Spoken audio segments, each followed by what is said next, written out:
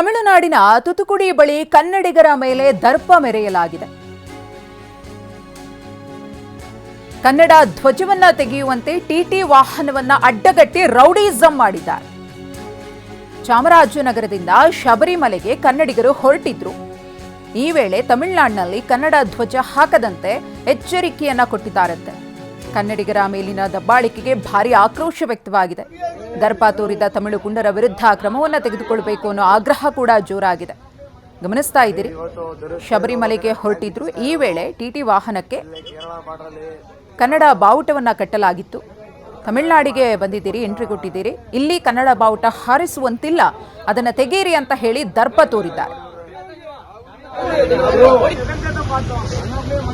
ನೋಡಿ, ಇವತ್ತು ಧನುಷ್ಕೋಡಿಗೆ ಹೋಗ್ಬೇಕಾದ್ರೆ ಫ್ಲಾಗ್ ಬಿಚ್ಚಿಸ್ತಾ ಇರೋದು ಇಲ್ಲಿ ಕೇರಳ ಬಾರ್ಡ್ರಲ್ಲಿ.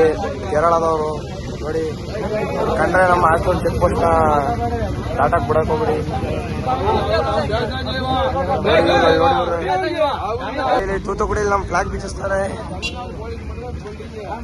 ಇವ್ರು ಬಂದ್ರಿ ಬಿಟ್ಟು ನಮ್ಮ ಬಾರ್ಡರ್ ಪಾಸ್ ಮಾಡಕ್ ಹೋಗ್ಬಿಡಿ.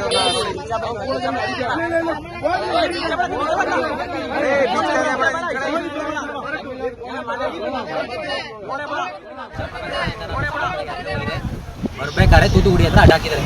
ಅಡ್ಡಾಕ್ಬಿಟ್ಟು ಫ್ಲಾಗ್ ಬಿಚ್ಚು ಅಂತ ಹೇಳಿದ್ದಾರೆ, ಗಲಾಟೆ ಮಾಡಿದ್ದಾರೆ. ನಮ್ಮ ಸಂಬಳೆಲ್ಲ ನಾವು ಸಪೋರ್ಟ್ ಮಾಡಿದ್ದಕ್ಕೆ ನಾನು ಯಾವುದೇ ಕಾರಣಕ್ಕೂ ಫ್ಲಾಗ್ ಬಿಚ್ಚಿಲ್ಲ. ಬಂದರು, ಎದುರಿಸಿದ್ರು, ಫ್ಲಾಗ್ ಬಿಚ್ಚಿ ಇಲ್ಲ ಗಾಡಿಗೆ ಶೂಟ್ ಹಾಕ್ತೀವಿ ಅಂತ ಎದುರಿಸಿದ್ರು.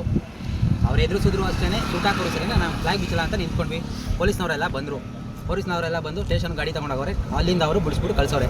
ಬಿಡಿಸಿ ಕಳಿಸಿರೋ ನಾವು ಯಾವುದೇ ಕಾರಣಕ್ಕೂ ಫ್ಲಾಗ್ ಅಂತ ಬಿಚ್ಚಿಲ್ಲ, ಹಂಗೇ ನಾವು ತೊಗೊಂಡು ಬಂದೀವಿ. ಈಗಲೂ ತೂತುಕುಡಿಯಿಂದಲೇ ನಿಂತ್ಕೊಂಡು ಮಾತಾಡ್ತಿರೋದು.